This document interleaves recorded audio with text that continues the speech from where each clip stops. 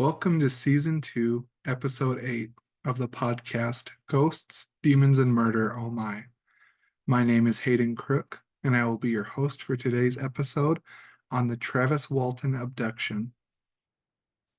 I grew up about 15 to 20 minutes from the area where Travis Walton was abducted in 1975, and for decades it has been my hometown's claim to fame. One item of particular interest is the Travis Walton phone booth, which is still standing next to Casa Ramos in Heber, Arizona. Which leads us into our first source, which is Atlas Obscura. I've used them before. This was one of the top search results that popped up when I was doing my research for this topic, even though I grew up around it. I pretty much knew the story. I just kind of needed a refresher. And, for those that hadn't heard the story, I really wanted to get the background and the aftermath and kind of the in between. So, this phone booth is from where Travis Walton called for help and was rescued after his alleged alien abduction experience on November 5th, 1975. Walton wrote about his experience in a 1978 book titled Fire in the Sky, which was later made into a movie. I never liked it or the attention, but along with the burden comes a certain amount of responsibility. Um, Walton would later tell journalists. Sorry, there was a typo there that I didn't notice before. Not my typo, the article's typo. Walton would later tell journalists, lots of people are afraid to speak about what happened to them. This helps them to be vindicated. Because of the incident, this phone booth has become a local tourist attraction. A wooden carving of an alien and a UFO themed mural commemorate what has become one of the most widely publicized accounts of alien abduction in American history. If you'd like to visit that, the address is 1839 Arizona 260. It's just off the main highway that goes through my town. Super small town. Um, Heber, Arizona, you don't have to put the hyphenated Overgaard. Just do Heber, Arizona 85928, United States. Really cool. The mural was painted a couple years ago. Growing up, it was just the phone booth, and then they added the UFO themed mural, the wood carvings of an alien from a local woodcrafter shop, and that kind of stuff. So it's like it said, it's a widely publicized account that's kind of grown over the years, and like I said, it's my hometown's claim to fame, so to speak. So source two is traviswalton.com. I just took highlights from his book, Fire in the Sky. So I was going to read some excerpts from that, from the book, kind of to tell the story, kind of set the tone, the mood, and then, yeah, see where we go from there. So let's see. Sunset had been 15 minutes earlier, but we kept cutting in the waning light. I checked my watch again. It was 6 o'clock at last. Mike was still down the hill a little way, picking up and repiling. I yelled and took the liberty of giving the stop work signal. The sound of the saws died, the final echoes absorbed into the deepening dusk. We loaded the chainsaws and gas and oil cans into the back of the 65 International. After arranging the gas cans so they would not tip over and leak on the bumps, Mike slammed the tailgate tightly. The decrepit pickup groaned on its tired old suspension as everybody piled in. There was Dwayne by the left rear door, John and Steve in the middle, and Alan by the right rear door. In the front, I sat by the door, riding shotgun. Ken sat in the middle, and of course, Mike was driving. The seven of us usually sat in the same place every day, non-smokers in front, smokers in back.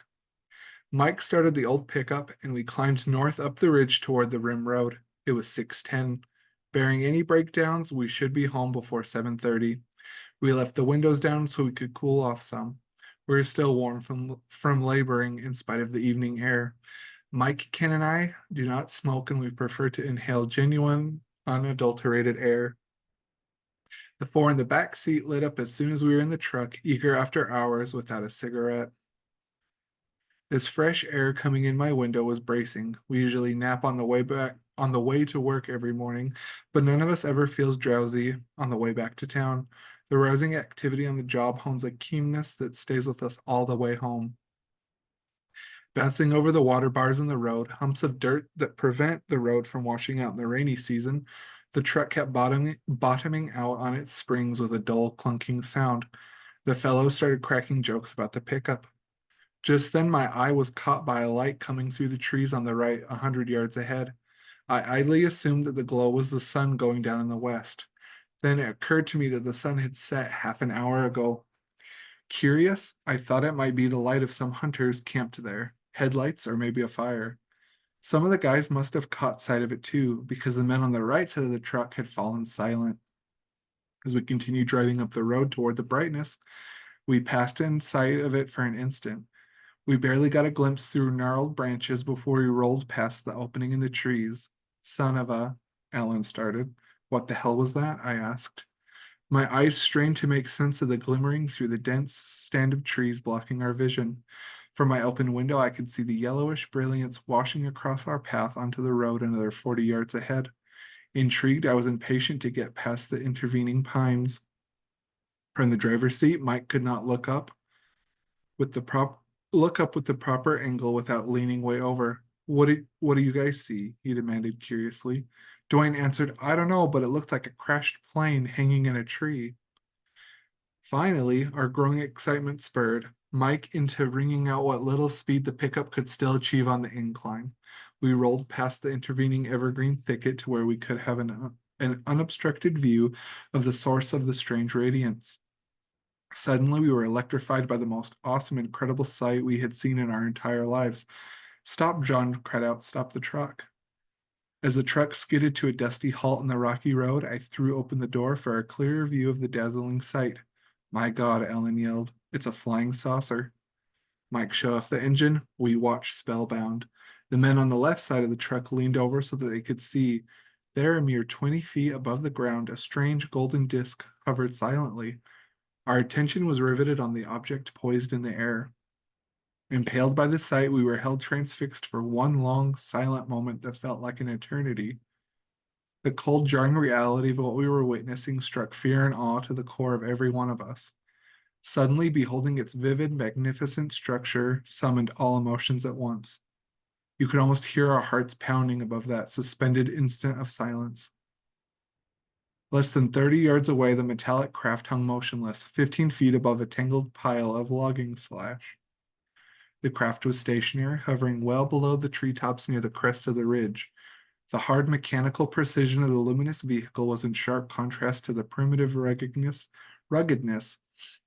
of the dark surroundings. Its edges were clearly defined. The golden machine was starkly outlined against the deepening blue of the clear evening sky. The soft yellow haze from the craft dimly illuminated the immediate area with an eerie glow. Under the weird light, the encircling forest took on bizarre hues that were very different from its natural colors.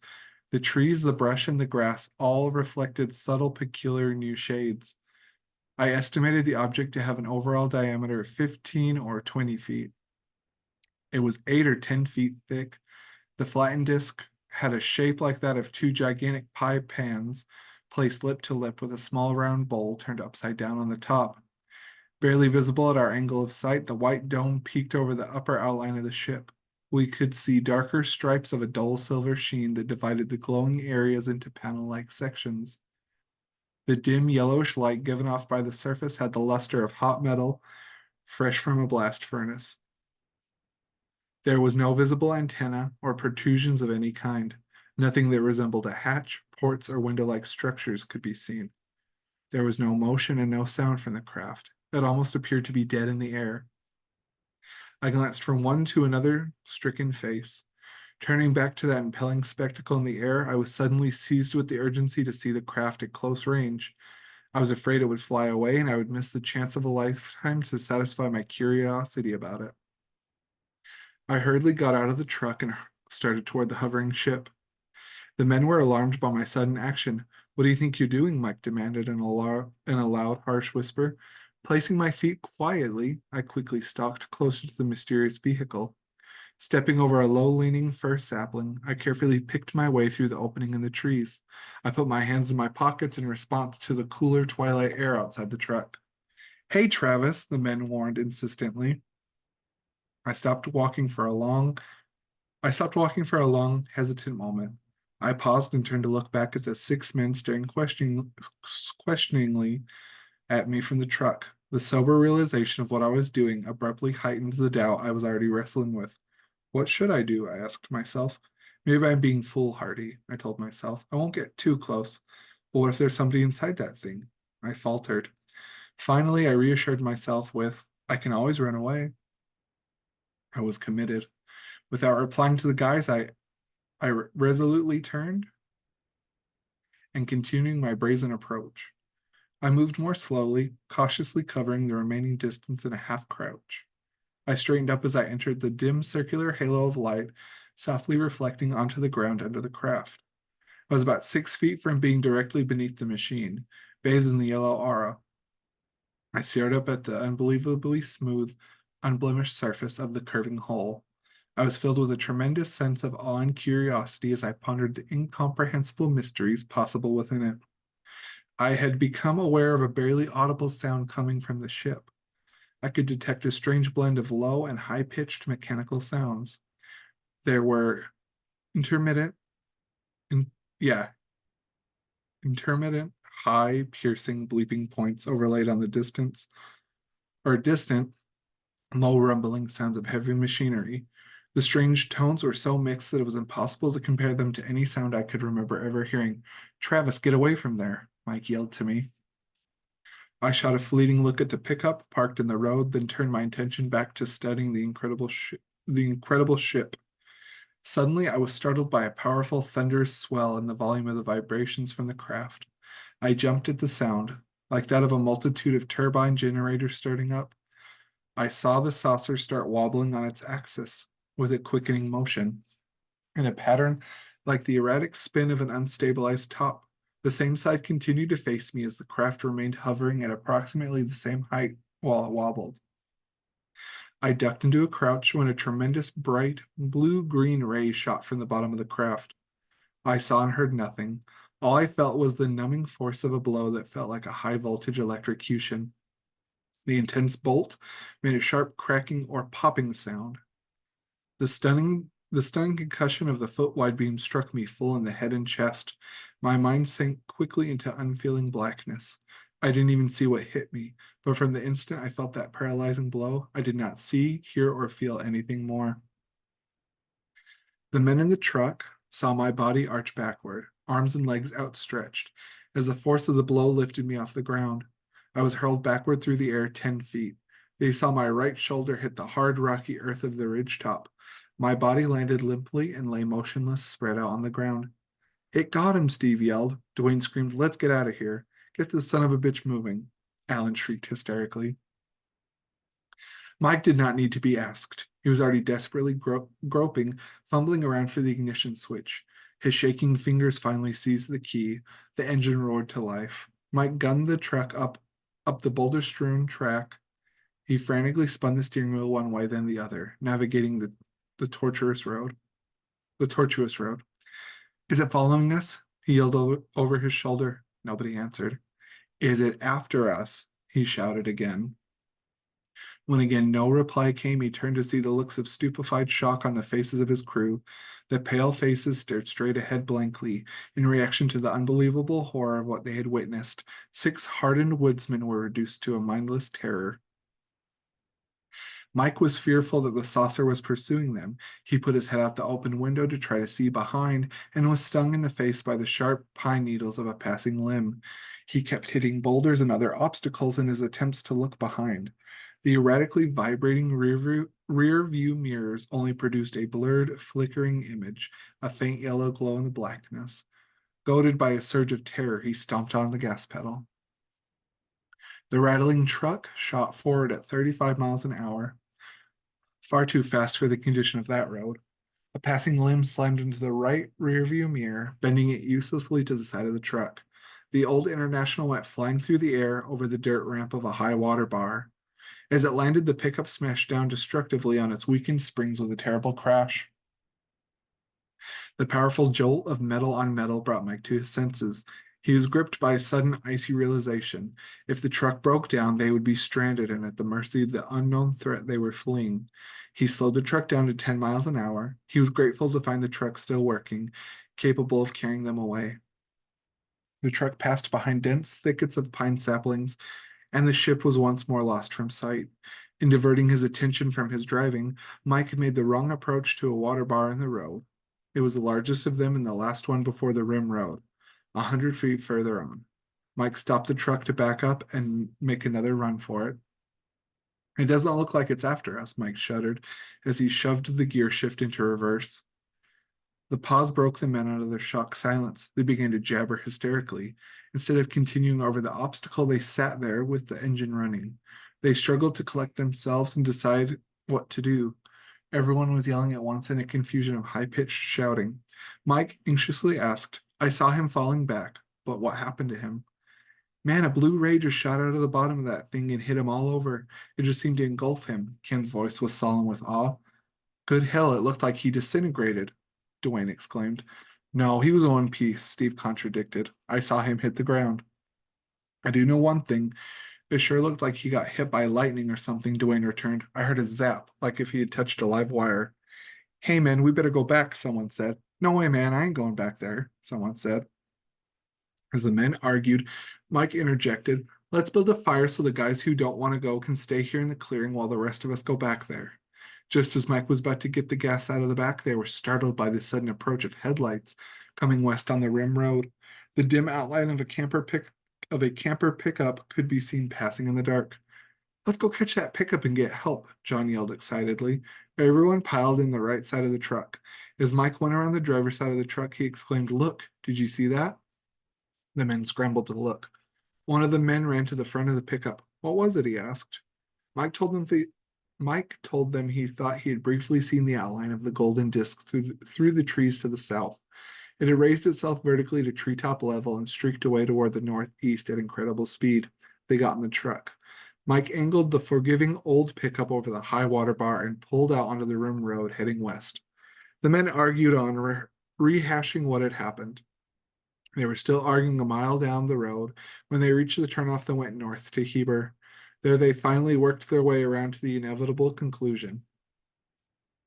Mike turned the truck around at the turnoff. He said firmly, This truck is going back. Anybody who doesn't want to come can get out right here and now and wait. We've been acting like a bunch of cowards. We're all scared. There's no denying that. But we've got to do what we should have done in the first place. The embarrassed men no longer protested returning to the site. Even if any were still reluctant, they were ashamed to say so. Also, the prospect of waiting alone at the turnoff in the dark was much worse than going back together. Their courage had been reinforced by the time and distance away from the site. However, as they turned left, off the rim road toward the original scene, their apprehension began steadily to rebuild. They began speculating on the dreadful possibilities of what they might find when they returned. The nearer they got, the more anxious they became. Hold it, it was right back there, Ken exclaimed. Somebody suggested pulling the truck around and pointing the headlights toward the log pile above which they had seen the hovering ship. They backed up and pulled in, driving over the first sapling leaning in the way. Their eyes searched the area illuminated by headlights. They found nothing. We're just gonna have to get out and look around, said Mike. They searched first in the security of the headlights. Everybody stayed together, huddling close to Mike, who carried the only flashlight. The flashlight beam probed into the night, examining every dark shape. They searched behind every log, bush, and stump. They called repeatedly, Travis. Travis. Except for their calls, the woods were deathly quiet. They searched farther north, as Alan had suggested. They searched beyond the crest of the ridge and farther south. They found no sign anywhere. No foreign objects or unusual markings. No burns, pad impressions, or disturbed ground. Not a trace of tracks, and no evidence of a struggle. The longer they continued, the more worried Mike became, more overcome with emotion. He stumbled, then stood, looking down, struggling to control his feelings. The loss of his friend, his guilt at driving away, and the pressure of the leadership being demanded of him all became too much to bear for a moment. Finally, Mike managed to regain his composure. Okay, you guys, we're not doing any good here. Let's go. They got in the truck and began the long drive back to Heber. The memory of what they had so recently witnessed left them with a spectrum of strong emotional reactions. Then Ken voiced the one thought they had all avoided so far. We're going to have to tell the authorities about this. If you would like to hear the rest of the story, then be sure to buy the book Fire in the Sky or watch the film adaptation of Fire in the Sky. And here's a summary from the same website, tells a little bit more detail. Kind of wanted to end on a cliffhanger, and the the chapters that were available were not in chronological order, so I just wanted to kind of build the suspense, tell some of the story, and then have everybody kind of read the rest on their own. And I'm gonna like summarize some of it later on, but just kind of wanted to set the mood.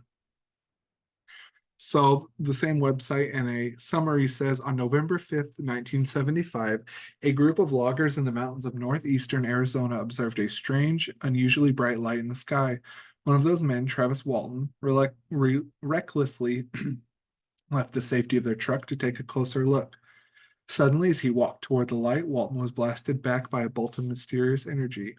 His companions fled in fear, and when they reported an encounter with a UFO, something they would have considered impossible if they had not witnessed it themselves, the men were suspected of murder. For 5 days, authorities mounted a massive manhunt in search of Walton or his body. Then Walton reappeared, disoriented and initially unable to tell the whole story of his terrifying encounter. In Fire in the Sky, Travis Walton relates in his own words the best documented account of alien abduction yet recorded. The story of his harrowing ordeal at the hands of silent captors and his return to a disbelieving world of hostile interrogators, ex, exploitive press, and self-styled debunkers. Travis recounted the struggle to get a fair hearing and confronts his detractors with a stinging rebuttal. Now, the real story behind the hit movie from Paramount, a detailed expose of the campaign to suppress Walton's story, and first-time revelations of startling new developments. So once again, if you want to watch the movie, it's called Fire in the Sky. If you want to read the book, which sounds like a more accurate account than the film, it's also titled Fire in the Sky, written by Travis Walton. So where is Travis Walton? The closest update I could find really was from the Phoenix New Times newspaper, March 3rd, 1993. In 2014, Travis Walton did do like a little conference UFO expo in Shola, which is right next to Heber.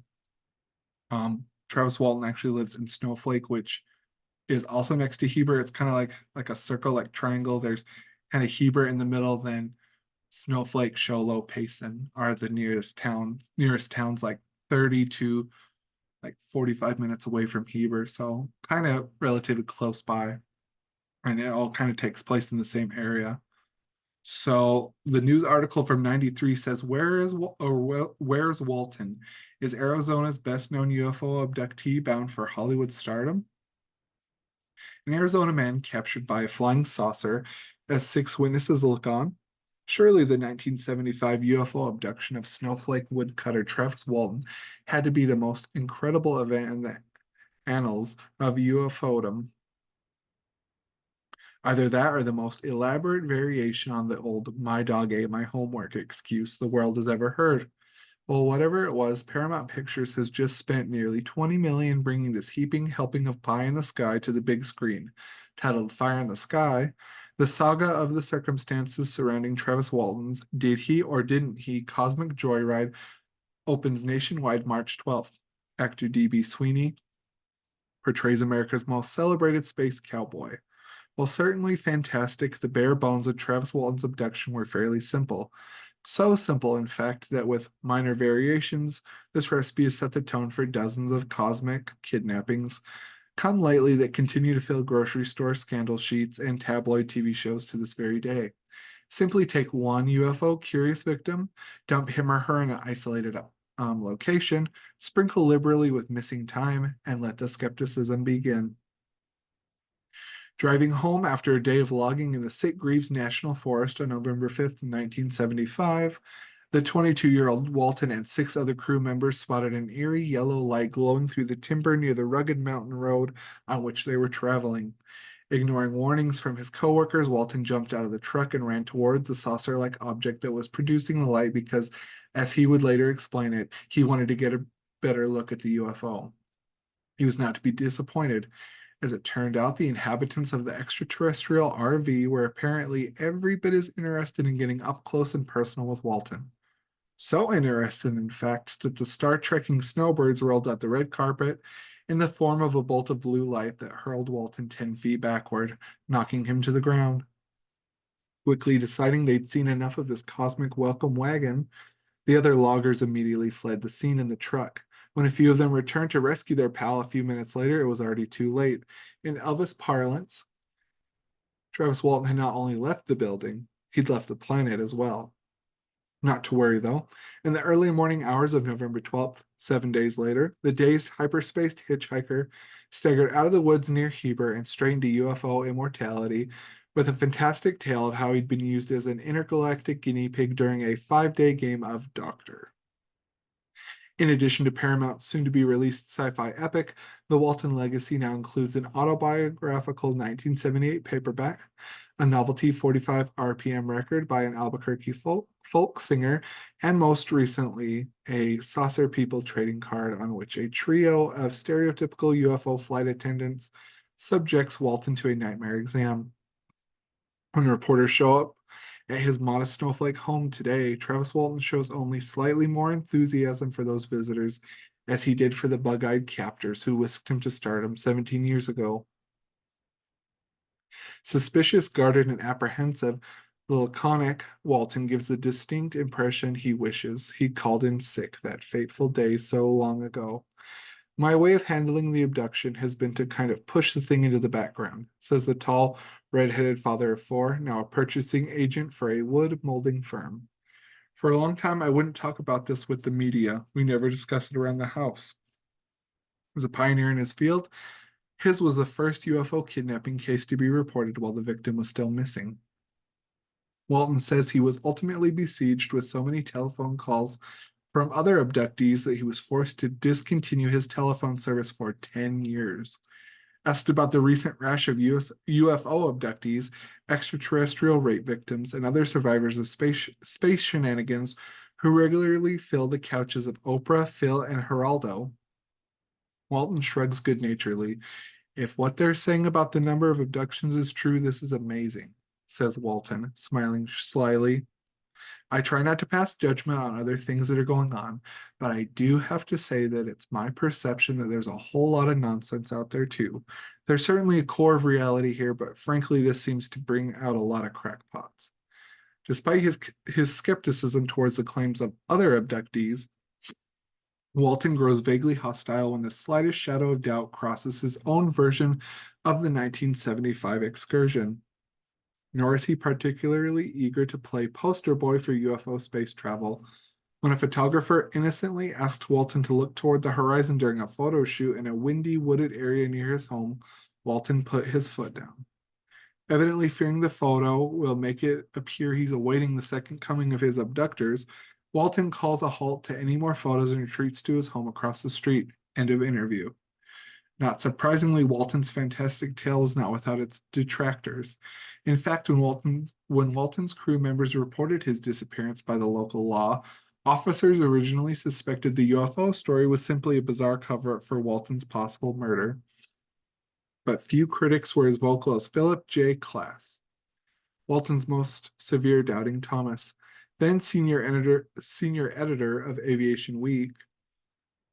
Klass investigated the case more thoroughly than any other debunker, credibly discrediting the alleged abduction at length in his 1983 book, UFOs, The Public Deceived.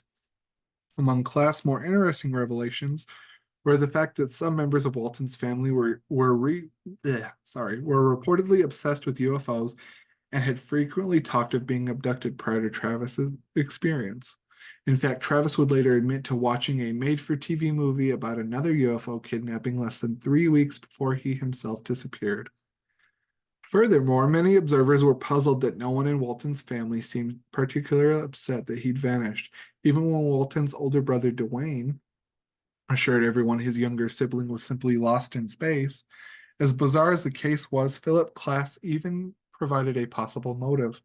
According to the investigator, Walton's 27-year-old boss was seriously behind schedule on his logging contract and may have hoped to use the UFO hoopla as a loophole to get out of his obligation. Reached for comment, the former logging boss, Mike Rogers, dismisses Klass' theory as bullshit. If the incident was not a hoax, then the UFO had behaved as if it were following a script prepared by Mike Rogers and Travis Walton, concluded Klass. There seems to be too long a string of remarkable coincidences for the UFO abduction to be true. The National Enquirer apparently disagreed. The tabloid, which not so coincidentally had funded the series of polygraph tests that proved the logger's story, subsequently deemed Walton's experience the most authentic UFO story of the year and rewarded him with a $5,000 prize for his astounding yarn. Although some residents of Snowflake and surrounding towns had a hard time swallowing Walton's story 17 years ago, today many of those skeptics are having a harder time believing anyone, let alone Hollywood, is still interested in Snowflake's dubious claim to fame, because the real Snowflake didn't match up with the director's image of the town. The film was shot in Oregon. They made a movie about that? Sitting on a stool at Bill's Bar in downtown Sholo, one of Travis Walton's former high school classmates takes a swig of her beer and stifles a yawn. That's old garbage. A random sampling of other townspeople seemed to echo the sentiment that Paramount had indeed made a space mountain out of a molehill. One of those is the former Navajo County Sheriff who headed the Walton investigation, a man who still contends that there are holes in the sorry, I'm getting tongue-tied. There are holes in the abduction story. In spite of the fact that James Garner, the film's biggest name, is playing a character loosely based on himself, Marlon Gillespie can barely contain his ennui. Now on the Navajo County Board of Supervisors and living in Holbrook, Gillespie says he seriously doubts he'll make that hour-plus drive to the nearest theater in Pine Top to see the film when it's released. I guess I'm interested in seeing it, he confesses, but I'll probably just wait until they put it on. And that concludes the Travis Walton abduction. And some fun side note, my grandpa apparently knew Travis Walton back in the day when he was working at the local sawmill. There was only one sawmill. It's between Heber and Snowflake. My grandpa apparently knew Travis Walton from there. And he said that Travis Walton was an odd duck and was most likely on something when the incident occurred. I'll leave that up to you all to decide for yourselves. I will post all the links to the articles used for sources and references today. And if you're ever driving through northern Arizona, then be sure to stop at the Travis Walton phone booth to get a picture with a historical object. Um, yeah, so I hope you enjoyed today's episode. One of my internet friends and a more recent fan to the show of the podcast suggested more UFO type stories, and I was like, oh my gosh, I can't believe I hadn't covered this. I didn't think about this. So I decided to do that. So shout out to him for recommending, giving me something to kind of go off of. I like it when people give me recommendations instead of me trying to find new content online myself. I really like suggestions, references, that kind of stuff. So that's why I always include my email so anybody can email me and let me know what topics they want to hear. I think that makes it more interesting. So thanks for that recommendation, which led to today's episode. Um, I got a new job. It's a 9 to 5, like Monday through Friday type thing. I'm also doing college still. So this might be the last episode for a bit, but I just wanted to update everyone and say just kind of stay tuned. The episodes will be infrequent. I won't really have a schedule or like a set time. I do want to do some interviews, like I said, do a West Virginia cryptid special in July. I'm planning on doing that. I'll have to cut out some time for that. But yeah, work and school is keeping me busy right now. So just stay tuned for more episodes. I'm not going to be going anywhere. Still here. Anyway, enough of my rambling. Thank you for listening, and I hope you enjoyed today's episode of Ghosts, Demons, and Murder. Oh my. Make sure to subscribe to this podcast so you can get all the updates, information, and content that will be uploaded. Thank you for the support and for listening to my podcast. And as always, I can be reached at haydencrook8@gmail.com.